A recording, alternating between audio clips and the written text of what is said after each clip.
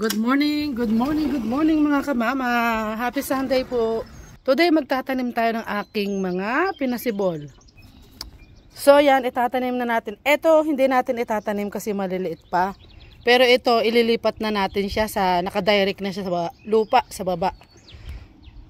And then tingnan natin yung tanim natin doon sa harap. Kung alin yung ating ililipat. So yan, umaga. Today is Sunday po. Nasaan yung kape natin? Kope muna tayo mga kamama. So asa na yung atin na? Oh, wow. Eto mga kamama yung ating ipinunla dati. Yung ating kamatis maliliit pa siya. Hindi ko alam pag na-transplant ko kung okay na ba siyang i-transplant o hindi pa sila ready. Pero sa ngayon, baka ang ita-transplant ko lang muna itong malalaki na ito. Yung iba, hindi sumibol, katulad nito. Ano nakalagay dito? Ano ba yun? Beans. Ba't walang sumibol na beans? Baka, yun. Tapos yan, sumibol naman to. Sili, beans. Bakit may sili, may beans? Bakit nagkaganon? So yan yung ating pipino. Kalubasa at pipino yung malalaki na yan. Yan po yung itatransplant natin, yung malalaki. Tapos, pagkatapos nating mag-transplant, magtatapon tayo ng aming, yung sira naming lutuan, itatapon ulit natin doon sa tapunan, doon sa nagbabayad ka. So, para malinis na yung ating, likod. Kasi nakatambak lang yung sa deck, ang dami-dami nakalagay doon, pampasira ng view ba. So, itatapon na natin ngayon. Kope tayo mga kamama and good morning!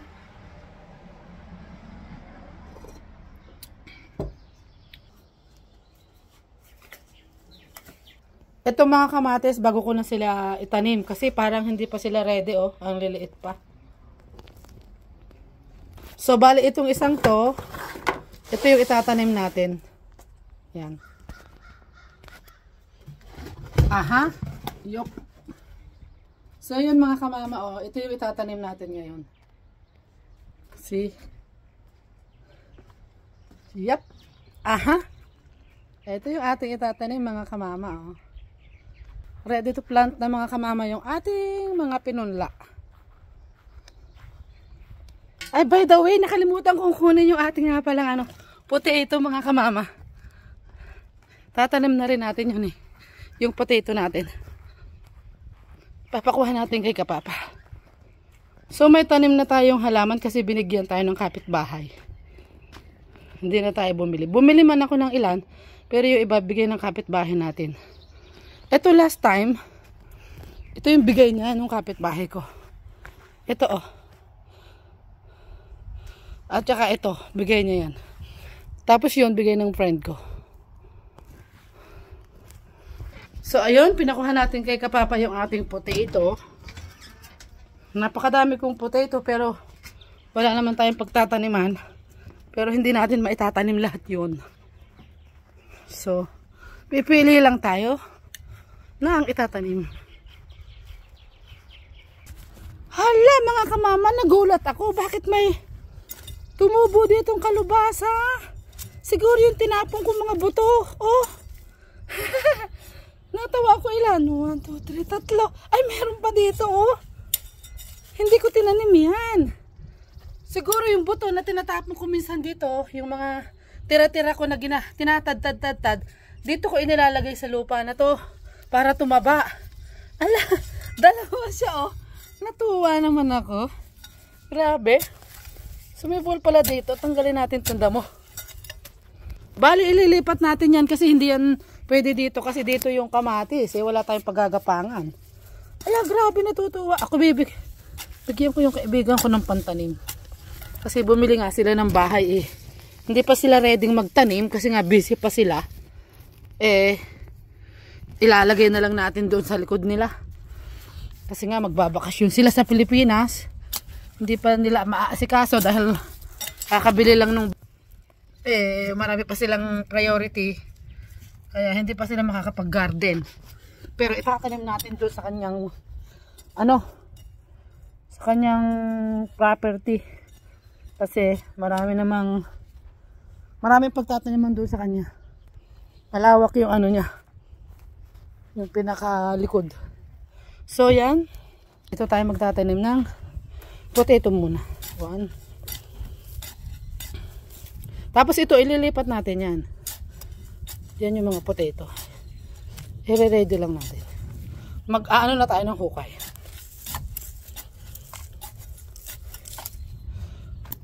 Ito ko yung pinakuha natin kay Kapapa. Ito yan oh, yung ating potato na itatanim.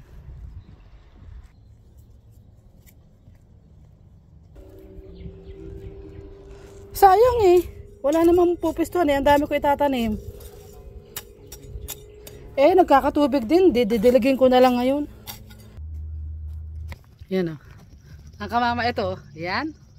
Yung ating itatanim mga kamama. So, ayan. Oh, nilagay na natin. Ilan pa ba? Ito kasi pipino. Ay, wag ka maputol pipino. Pag natumba baka maputol. Ito na lang.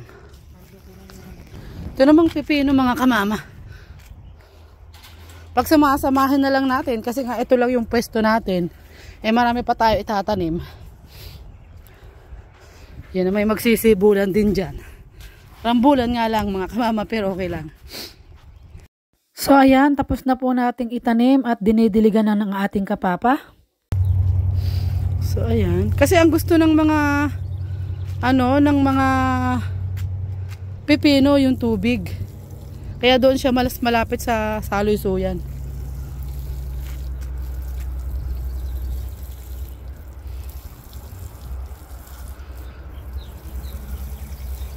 Mainit mamaya, dry yan kaya medyo yung paligid.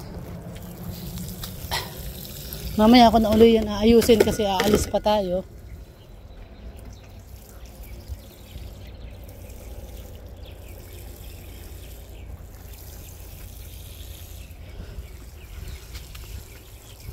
So ayan na itanim na natin. Maglalagay na lang tayo ng pagapangan ng mga yan. Dito naman yung kamatis na malawak pa naman dito eh. Hanggang dito lang yung kamatis ko. So, eto mga kamama na itanim na natin. Bali yung kamatis wag muna. Ito lang muna ang mga gumagapang. Pero yung potato na itanim na natin. Bali, eto na po yung ating gagawin. Yan yung ating itatapon. Yung dati nating lutuan na inalis natin sa atin. At meron kapalit. Itatapon na natin ngayon. So, yan. Wait lang Kapapa.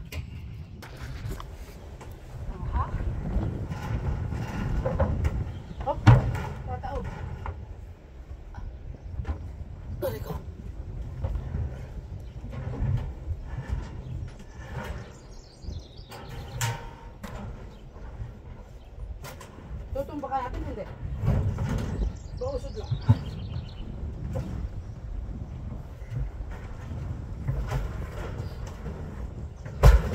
So, ayun po yung itatapon natin. Alisin natin yung kahoy yun. Kasi nga, sira naman na, hindi na mapapakinabangan. Dadalhin na natin doon sa nagko-collect ng mga basura na nire-recycle yung mga parts doon sa pinaka bayan namin. At saka itong ating microwave. At saka, yung ano pa pala yung vacuum. Yung vacuum natin. Kasi yung mga hindi na napapakinabangan i-dispose na nang hindi nakakalat. Wala, hindi pagising ang kapitbahay ko. Ang ganda ng garden niya. Ito i-dispose na rin natin. Kasi sira na rin yan. Hindi na rin gumagana. Kasi usok na. Naku, mabigat-bigat yan Kano ko yung babayaran natin dyan? Mabigat po kasi yung lutuan natin. Baka mahal po yung bayaran natin dito. Check mo nga Papa yung yung pinaka bottom kung may laman. Yan. O wala. So yan, itatapon natin today at malalaman natin kung magkano kasi masyadong mabigat yung ating oven. Ay mga kamama, papunta na po tayo doon sa tapunan ng mga kagamitan na hindi na nagagamit na mga sirana. Mabigat tong dala namin ngayon, hindi natin alam kung magkano ang babayaran natin kasi kinikilo nga. Mamaya malaman natin kung magkano. Sana wag masyadong malaki. Last time na nagtapon tayo, kunti lang binayaran natin, wala pang $5. Kasi medyo magaan naman yun, pero ito mabigat.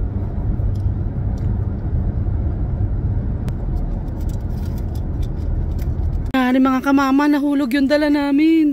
Alam mga kamama, nahulog.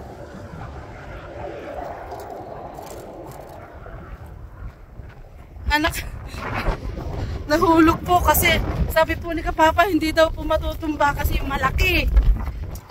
Ano ba yan mga kamama, napakabigat pa naman ito. Grabe, natakot tuloy ako mga kamama.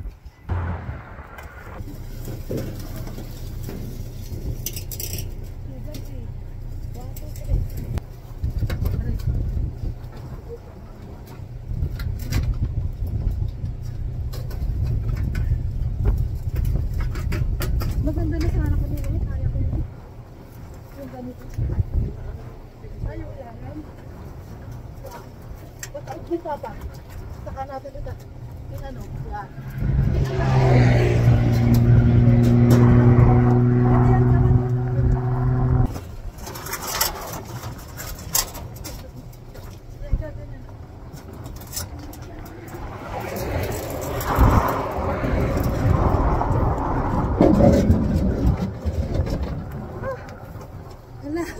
Mga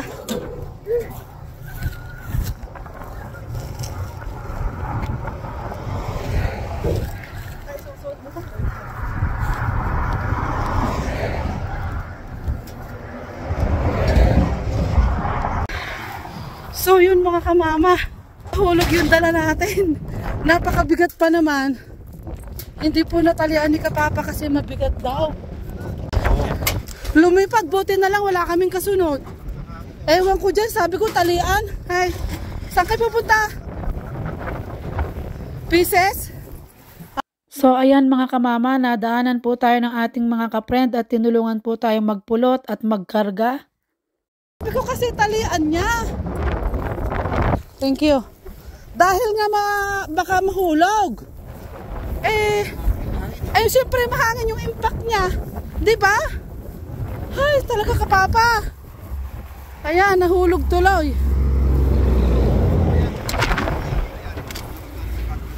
Itatapon namin yan eh. Doon sa tapunan. nakita natin itong ating mga ka-friend dito. So yun. May katulong sila ngayon. Ay! Atin!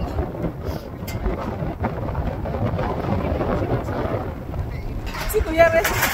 Kuya, nakikita na din. Ay, ano ba ito? Experience ko na to. Grabe experience mga kamama. Unexpected po. Kung ano, dito ang punta, ay paano kung... Oo, buti na nga dito siya pumulit. Hindi siya... Wala kami kasunod eh. Yeah. Yan o, ang daming ano. Oo, lumipad. Sabi ko, Papa, hindi mo ba tatalian yan? Hindi na kasi mabigat. Sobrang bigat. Kaya, hindi niya tinalian. Yun nga. Sobrang bigat niya na reste. Halos di namin may aakyat. Gawa yung hangin. Siyempre yung takbo ng sasakyan.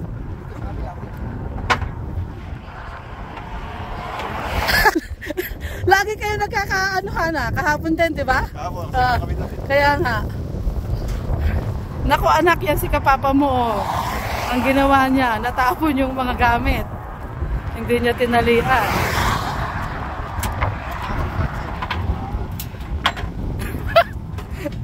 Ay, naku. Hindi kaya mahulog yung mga maliliit na pieces na yon? Lumipat?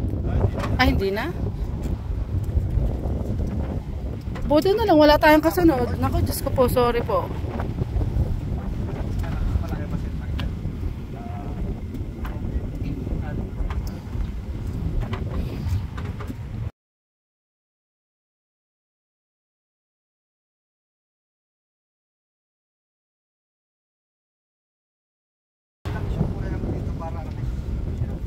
Kapit.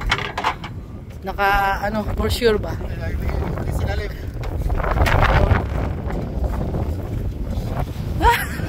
Ano ba yan? Thank you Lord, wala pong natapunan. Yeah, kaya nga. Oo. Pati yung hangin, dito ang punta. Dito po yung paling ng hangin. Diyos ko, grabe yung kakatakot yun yung impact nun Yung sasakyan nga, sobrang lakas ng hangin talaga. Dapat talaga yan, learn your mistake ka papa. Kahit mabigat, hindi mo kailangan lagi mo siyang tatalian. Learn your mistake.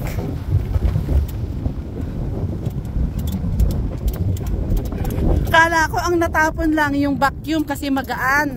Aba, hindi ako makapaniwala ang natapon na yung lutuan na napagkabigat-bigat na halos hindi namin mabuhat.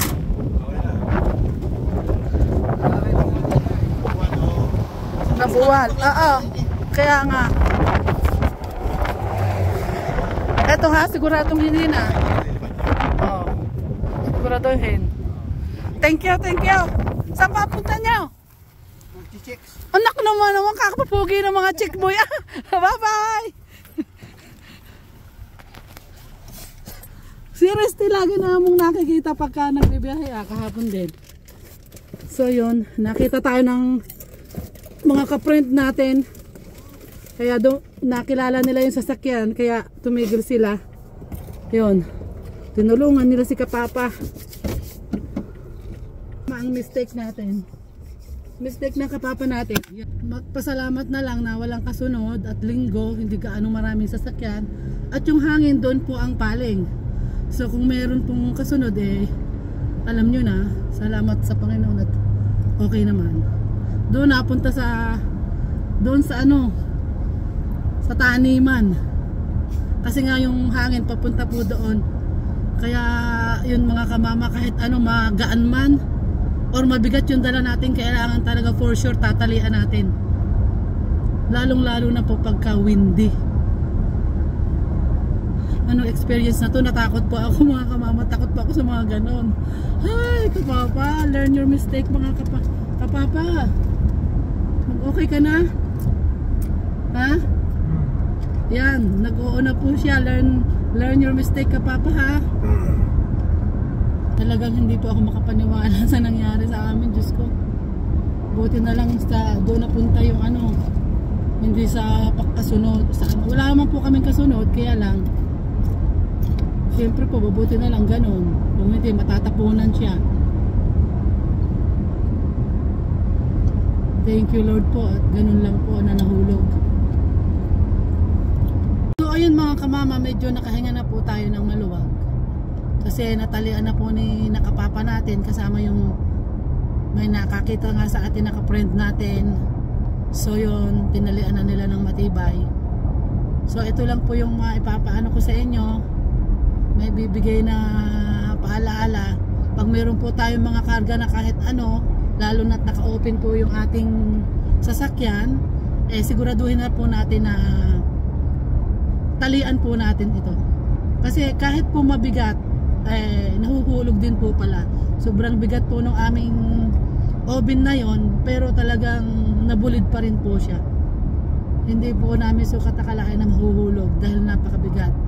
Pero siguro nga po dahil sa lakas ng hangin kaya nagkaganon. Doon po sa part na yun, ng lugar na yun, napakalakas ng hangin. Dito hindi naman po. So yun, siguro binigyan na rin lang po kami ng aral at tayo. Yun lang po mga kamama. Sana nakapulot kayo ng kaunting aral doon sa nangyari sa amin. Huwag na po sanang maulit. So eto, nandito na tayo sa Transfer Eco Station sa tapunan. Yun, may nagtatapon ba? Mga dirt tinatapon yung mga dirt. Meron din palang tapunan yung mga ganun. Asfalto. Oo. Pinapala parang lupa. So nandito na tayo.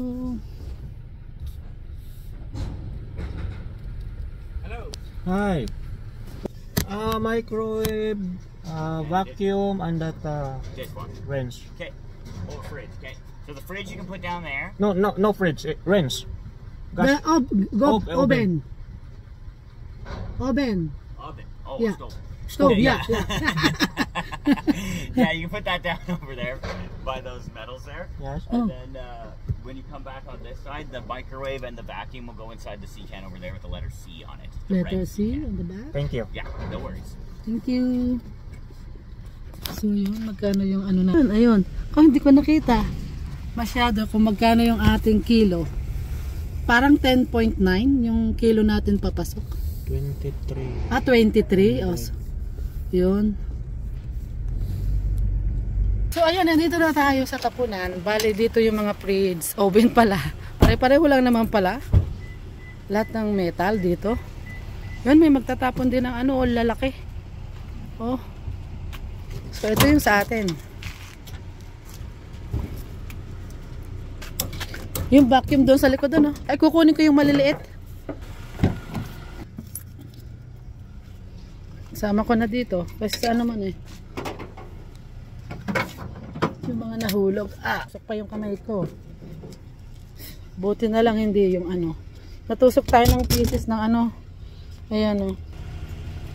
Pero hindi naman yung bakal. Ito lang. Kasi wala tayong gloves eh. Ito yung in-order namin dati bago pa oh. Kasi yung isang ano part doon ay ayaw ang gumana. So, asan ba yung magagaan dyan? Tirahin natin yung magagaan na ba mabigat? So, eto na po. Eto na, natapon na natin. Yung mga ang pieces.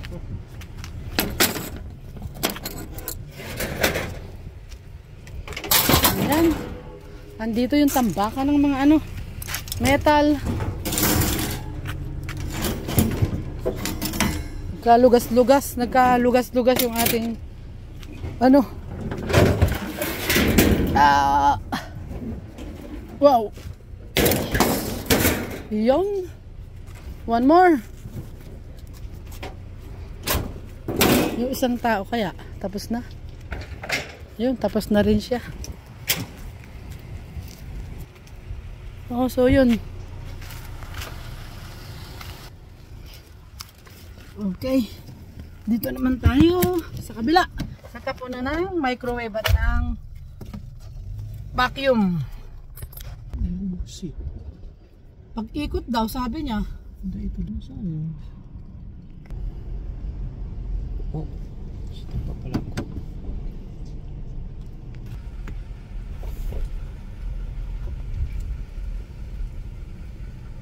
Mayroon. Hi. What was your name? Charlie. I have to throw there in the letter C. Yeah. Oh, thank you. That was good. Ano kasi yun? Hindi naman ako tinanong kanina ng pangalan. Eh kasi nakita naman ng lalaki anong dala natin. Walang bayad dahil nga mga metal. Oh. Maganda pag ganun. Good to go. Letter C.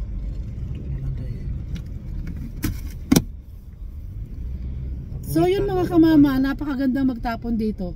Talagang pag metal pala, walang bayad. Hindi kami pinabayad. Napakaganda ng patakaran ng ano, Canada talaga. O yan, dito itinata, ano, yan o, may mga tangke din na mga sira. Nasa naman yung C? Ayun, dito naman sa C. Dito tayo sa C. Yan o, basahin ko nga kung ano yung mga nakapaloob doon pa. Fluorescent tubes. Oh, iba-iba talaga. Dito naman yung mga ano, ayan oh. CD player. Ayan oh. Hair dryer, heater, ayan, microwave, toaster, shaver. Vacuum. Yan, nandito na nga. Nandito na lahat oh. Dito natin ilalagay yung mga, yan, lahat ng bagay na yan. Kita niyo mga kamama. Yan yung mga lagayan oh. Empty pa siya. Ha? Ayan o. Kita nyo. Yan o. Marami pang empty. Maganda to o. Yun o. Ito yung vacuum natin. Yan. Yan o. Yung mga monitor. Oh. Yan dito. Bale, wala po tayong binayaran mga kamama dito. Okay? Wow. Yan o. See? Maganda mga kamama, wala tayong binayaran. Pag pala talaga mga metal, walang mga bayad. Kanya-kanya talaga ng nakasegregate yung mga bagay-bagay kung saan ilalagay. Kaya napakagandang magtapon dito. Una sa lahat, wala tayong binabayaran. Meron kaming tinatapunan na isa doon sa St. Michael, may bayad yun. Pero dito wala. Maghugas muna tayo ng kamay. Naku, ang hapdi ng kamay ko at natusok. Mag-sanitize muna tayo. Aray, ang hapdi. Kasi natusok na tayo kanina mga kamama. Pero hindi naman ang nakatusok sa atin ay bakal. Plastic. Maganda pala dito pa. Wala tayong binayaran Ang dami-dami nating tinapon. Metal eh. Pag metal pala mga kamama, wala talagang bayad. Silang ibibinta rin naman. Siguro, i-recycle nga nila yan eh. Nire-recycle. So yun. Nasa yung tissue?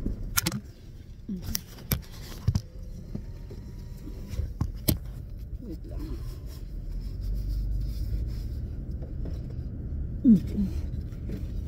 Mabigat-bigat din yung ating dinala. Kasi last time na nagbenta kami, kundi lang ang binayaran namin.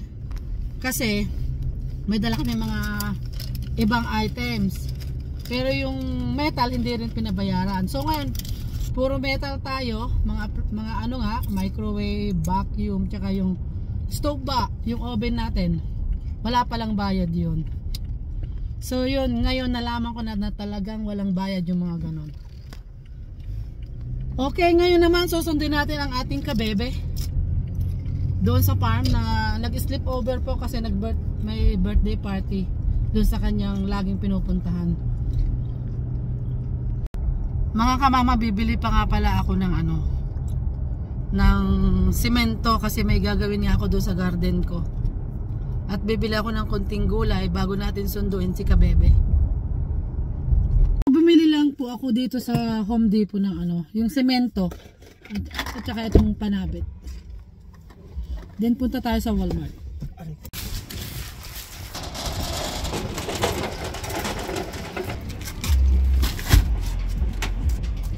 Mga kamama, nasundo na po natin si kabebe. Pero nagpunta po sila doon sa DQ para bumili ng pagkain.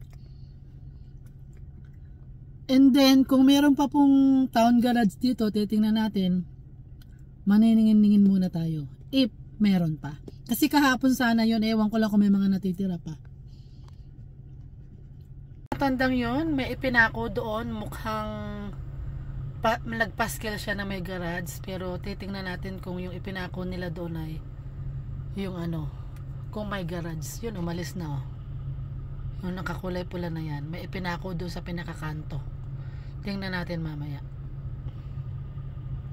Dito ang punta niya. Wow, anong pagkain mo na? Chicken strip. Chicken strip? Bang meron din si papa mo. Mga kamama, wala na pong garage. Umikot po tayo dun sa kabahayan, wala na. Kahapon kasi po, town garage dito nung hinatid namin si kabebe. Kahapon lang pala yun. Kala namin 2 days. So ayan, ang kabebe natin ay kumakain na. Sinundo na po natin. Bali, pauwi na po tayo mga kamama.